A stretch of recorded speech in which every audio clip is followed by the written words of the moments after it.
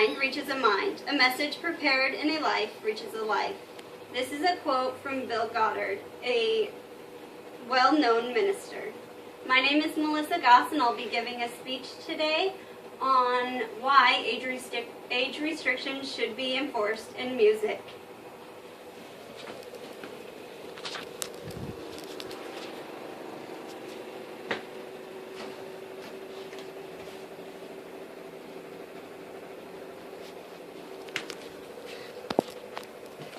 Writers and artists pass messages by way of music and other media to the minds of our children.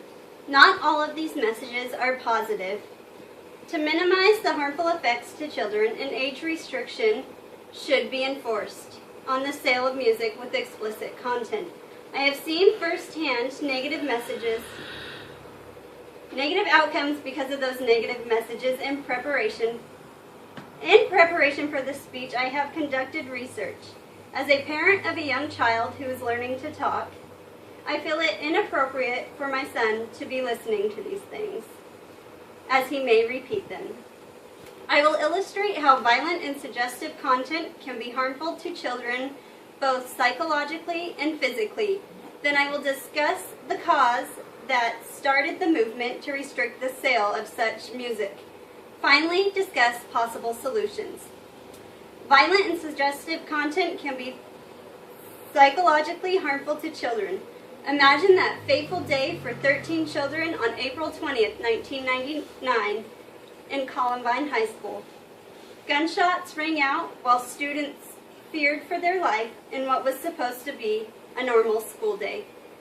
2 students shot and killed 13 classmates and injured 23 others, only then turning the guns on themselves.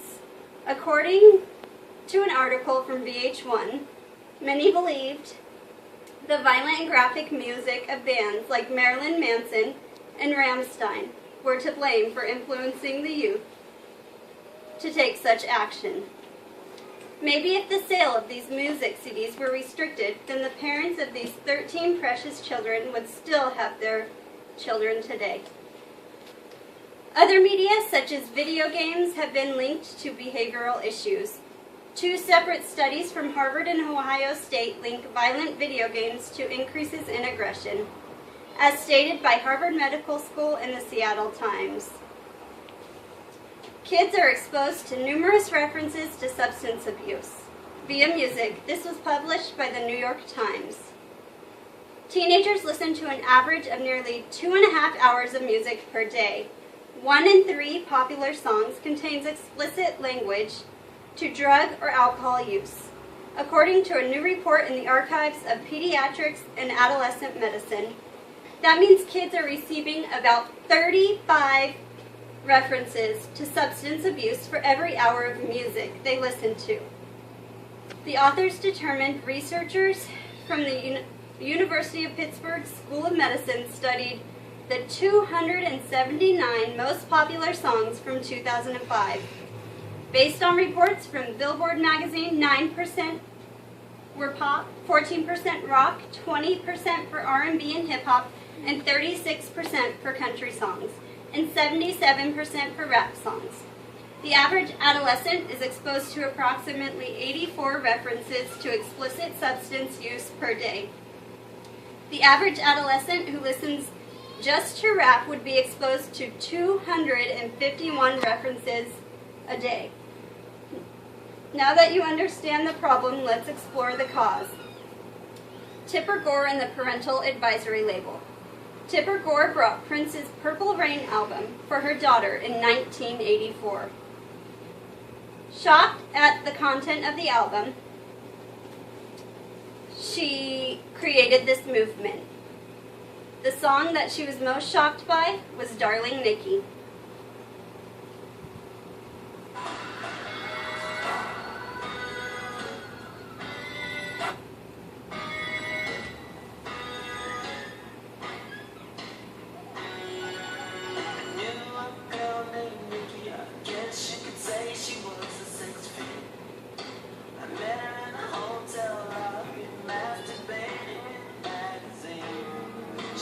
How'd you like to waste some time? And I could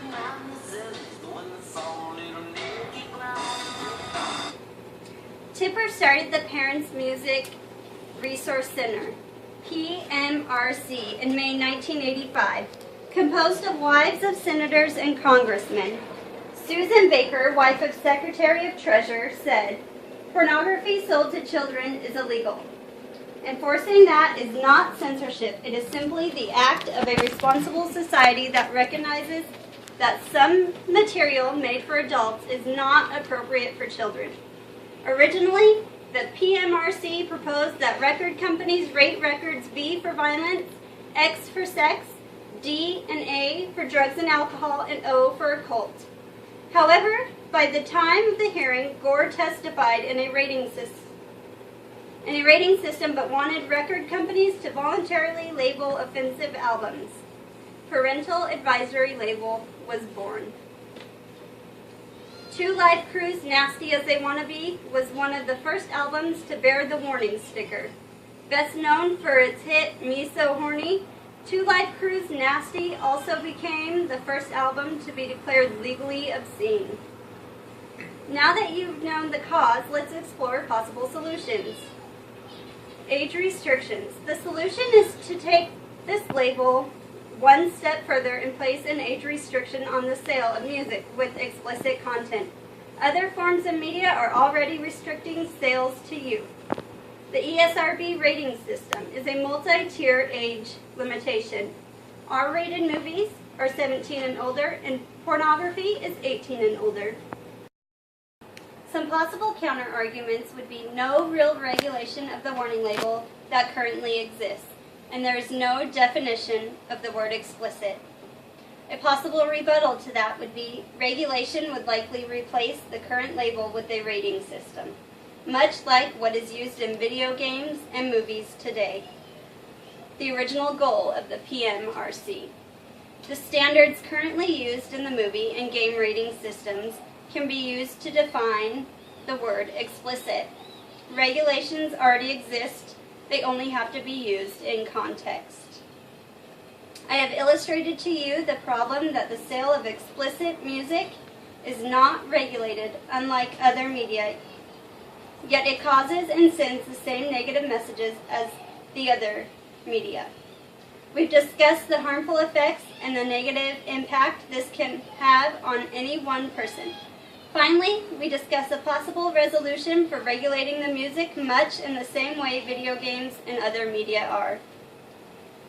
I hope I have persuaded you that in order to minimize the harmful effects to children on age restriction should be enforced on the sale of music with explicit content. My close friend allows her son to listen to music with explicit language, and as a result, this child uses extreme profanity and shows disrespectful behavior to his peers and adults. As a result, he is not as successful and struggles in his schooling. Children should never be allowed to listen to such vulgarity. Restricting music with explicit content is like putting blinders on a horse. It prevents potentially harmful distractions and allows one to focus on more important and appropriate things. Thank you for listening to my speech.